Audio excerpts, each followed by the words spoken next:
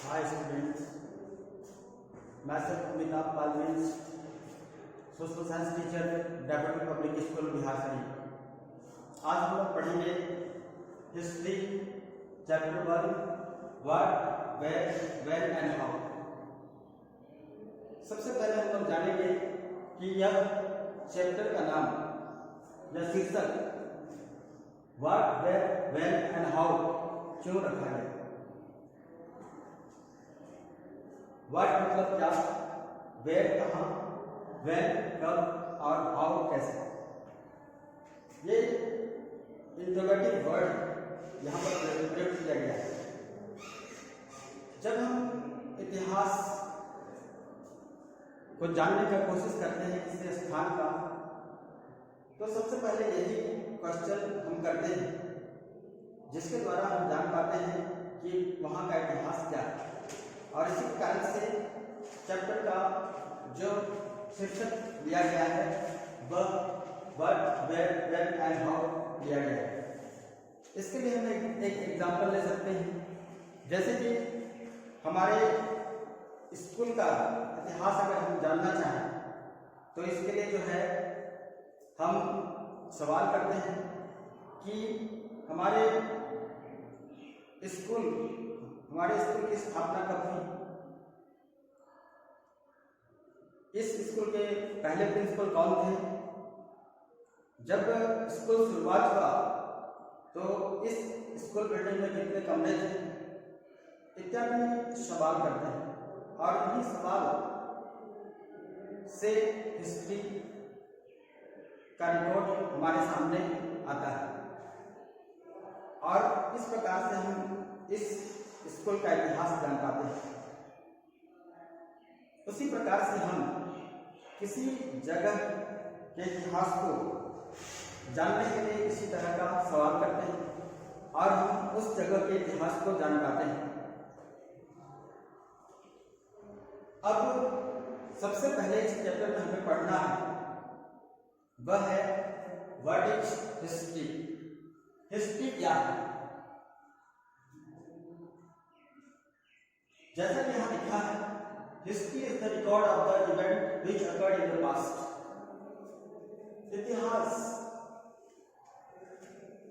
घटनाओं का रिकॉर्ड है जो कि अतीत में घटित थी, यानी कि पुराने जमाने में जो घटनाएं हुई उनका रिकॉर्ड ही हिस्ट्री है।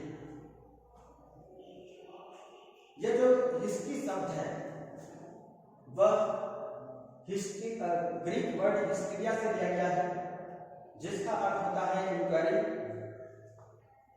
और नॉलेज एक्वायर्ड बाय इन्वेस्टिगेशन। पूछताछ या तो पूछताछ के द्वारा प्राप्त किया गया नॉलेज इतिहास कहलाता है। अब इसके बाद हम लोग पढ़ने जा रहे हैं हाउ ज्योग्राफी इम्पैक्ट्स हिस्ट्री। किसी भी स्थान का जो एक ज्योग्राफी है वह वहां के इतिहास को प्रभावित करता है। इसके लिए हम कुछ उदाहरण देखेंगे और ये हमारे भारतीय महाद्वीप से ही संबंधित उदाहरण होंगे। जैसे कि आप देखते हैं कि रिवर नर्मदा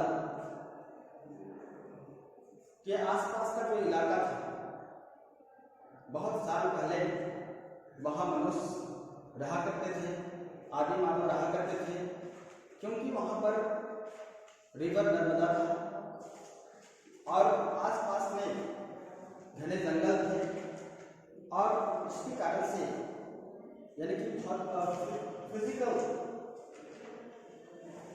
बनावट के चलते या भौतिक विशेषताओं के चलते वहाँ मनुष्य ने वास किया और उस समय वहाँ के जंगलों से वो फल फूल इत्यादि खाया करते थे और अपना जीवन यापन किया करते थे।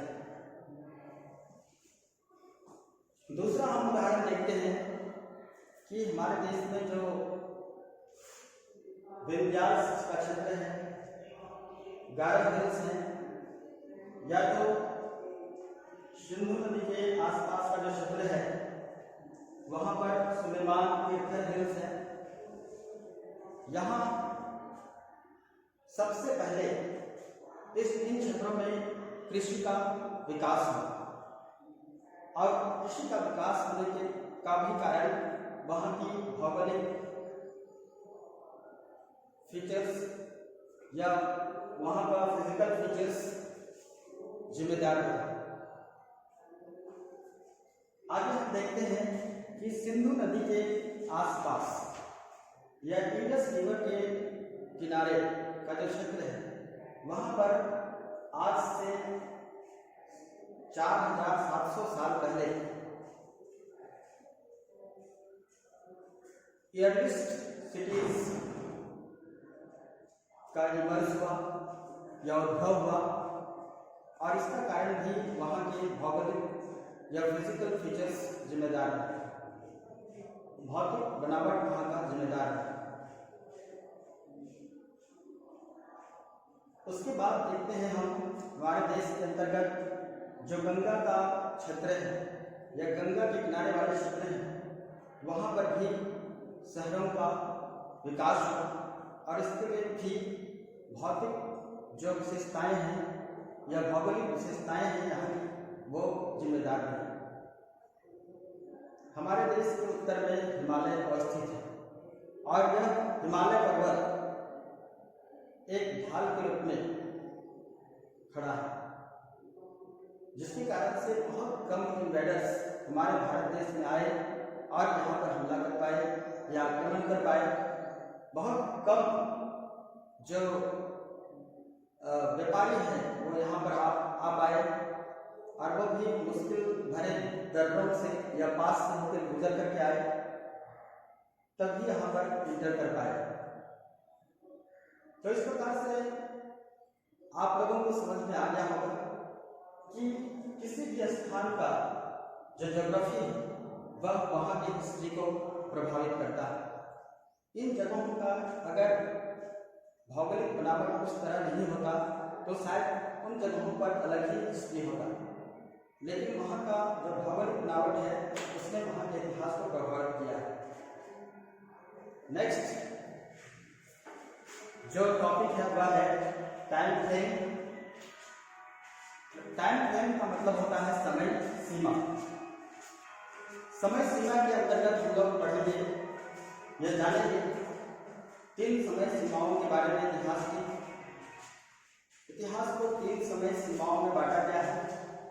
पहला जो है वह है प्री हिस्ट्री, दूसरा है प्रोटो हिस्ट्री और तीसरा है हिस्ट्री। तो इस प्रकार से ये 3 समय सीमाओं में इसको बांटा गया है। सबसे पहले हम लोग प्री हिस्ट्री का जिक्र करते हैं। प्री हिस्ट्री का मतलब होता है वह काल, इतिहास का वह काल या वह काल जिसके बारे में हमें रिटन रिकॉर्ड अवेलेबल नहीं है, जिस समय लिखा नहीं जाता था उस समय के इतिहास को हम प्री हिस्ट्री कहते हैं। उसके बाद दूसरा प्रोटो हिस्ट्री।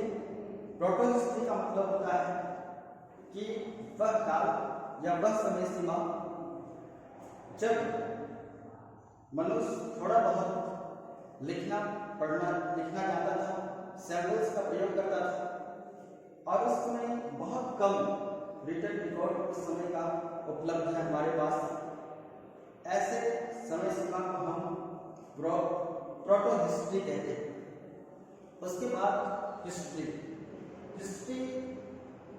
उस काल को कहते हैं जब राइटिंग का इन्वेंशन हो चुका था, लोग लिखना पढ़ना जानते थे और उस समय घटनाओं को लिखा जाता था और लिख करके वो इतिहास या रिकॉर्ड के रूप में रखते थे। इस प्रकार से टाइम फ्रेम हमें यह बताता है कि इतिहास को 3 समय सीमा में बांटा गया है। इसके आगे हम लोग नेक्स्ट वीडियो में पढ़ेंगे थैंक यू।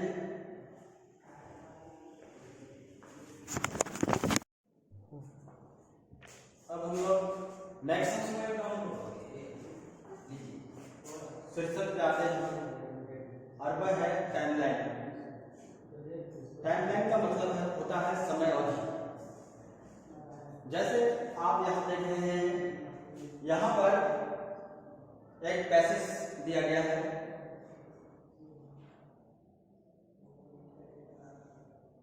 हम लोग सबसे पहले इस पैसेज को पढ़ते हैं और देखते हैं कि इस पैसेज में क्या लिखा है।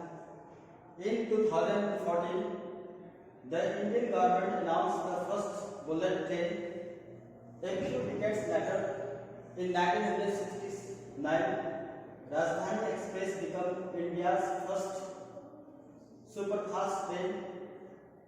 The first Indian electric train was launched in 1925. The first train service in India started from Bombay to Thane in 1853. जब हम इस पैसेज को देखते हैं तो हम देखते हैं कि बाद वाले घटनाओं को, बाद के साल वाले घटनाओं को या ईयर वाले घटनाओं को पहले लिखा गया और पहले घटित होने वाले घटनाओं को बाद में लिखा गया। इस प्रकार से यह जो पैसेज है उसमें यह अस्त व्यस्त लगता है। और इस तरह से अगर हम लिखें इतिहास को तो यह अच्छा नहीं होगा, अव्यवस्था झलकेगी। इसीलिए हम लोग जो है इतिहास को तिथि क्रम के अनुसार लिखते हैं, क्रोनोलॉजिकल ऑर्डर में लिखते हैं और इसी के लिए हम लोग टाइमलाइन का इस्तेमाल करते हैं ताकि उसको क्रमबद्ध रूप से समय के अनुसार लिख सकें। तो सबसे पहले हम लोग जानेंगे कि इसको टाइमलाइन के अनुसार अगर लिखेंगे तो किस प्रकार से लिखेंगे। सबसे पहले जो 1853 में जो घटना हुआ उसको सबसे पहले लिखेंगे क्योंकि यह पहले घटित हुआ। उसके बाद 1925 में जो घटना हुआ उसको लिखेंगे। उसके बाद 1969 ईस्वी में जो घटना हुआ उसको लिखेंगे। फिर 2014 में जो घटना उसको लिखेंगे। तो इस प्रकार से घटनाओं को क्रमबद्ध रूप से लिखेंगे तो यह टाइमलाइन के अनुसार लिखा जाएगा। अब ये टाइमलाइन शब्द का जिक्र जब हम कर रहे हैं तो ये टाइमलाइन का अर्थ होता क्या है, टाइमलाइन का को हम डिफाइन कैसे करेंगे। टाइमलाइन का मतलब होता है एक स्केल जिसके द्वारा हम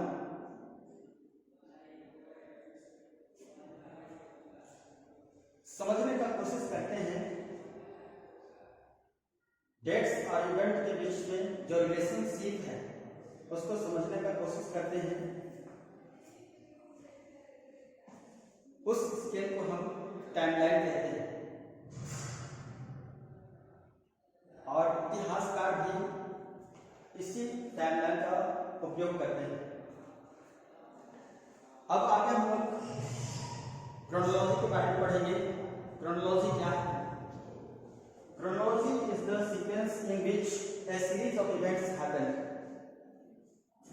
Chronology वह सीक्वेंस है जिसके अनुसार जो श्रृंखला घटनाओं का श्रृंखला है वह होता है। पहले वाला घटना पहले और बाद वाला घटना बाद में। अब आगे हम लोग जो पढ़ने जा रहे हैं जो शीर्षक वह है या टॉपिक जो है काउंटिंग ईयर्स। हम लोग इतिहास में सालों को या ईयर्स को कैसे काउंट करते हैं इसके बारे में जानेंगे। इसके लिए हम इतिहास में आपने कभी आप देखते होंगे कि दो टर्म का या दो एब्रिविएशन का प्रयोग किया जाता है। पहला जो एब्रिविएशन है वह है बीसी और एडी। बीसी का मतलब होता है, यह बीसी स्टैंड्स करता है before the birth of Christ के लिए। बी मतलब बिफोर द क्रिस्ट, बीसी। और एडी का मतलब, यह एडी का मतलब होता है एन्नो डोमिनी, जिसका लिटरली मीन्स होता है in the year of lord, in the year of lord, यानी कि ईसा मसीह के जन्म के बाद वाले सालों को हम लोग इन द ईयर ऑफ लॉर्ड कहते हैं। तो जो घटनाएं ईसा मसीह के जन्म के पहले घटित हुई उससे हम बीसी में दिखाते हैं। जैसे ईसा मसीह के जन्म के 1 साल पहले तो 1 ईयर बीसी, 1 बीसी में दिखाते हैं। उसी प्रकार से अगर 1 साल बाद, ईसा मसीह के जन्म के 1 साल बाद की घटनाओं को हम 1 एडी लिखते हैं, और इससे हमें पता चल जाता है कि ये कब की घटना है, ईसा मसीह के जन्म के पहले की या बाद की। लेकिन इसके जगह पर आजकल इतिहासकार और दूसरे एब्रिविएशंस का भी प्रयोग कर रहे हैं, जैसे कि बीसी का इस्तेमाल कर रहे हैं। बीसी का इस्तेमाल जो है बीसी के स्थान पर किया जा रहा है, और एडी के स्थान पर सी का प्रयोग भी किया जाता है। अब बीसी का अर्थ क्या होता है? बीसी का मतलब है बिफोर कॉमन एरा, और सी का अर्थ होता है कॉमन एरा। और कॉमन एरा की शुरुआत होती है फर्स्ट ईयर से, और सी शब्द का भी, सी लेटर का भी इस्तेमाल या सी एब्रिविएशन का भी इस्तेमाल कई जगहों पर देखने को मिलता है। इसका अर्थ होता है यह अप्रॉक्सीमेट डेट दिखाता है। तो इस प्रकार से हम इतिहास में अगर ये टर्म या ये एब्रिविएशन उपयोग में लाए जाते हैं तो हम समझ सकते हैं कि ये किस काल की बात कर रहे हैं, किस ईयर की बात कर रहे हैं। आज की वीडियो में बस इतना ही। नेक्स्ट टॉपिक नेक्स्ट वीडियो में। Thank you.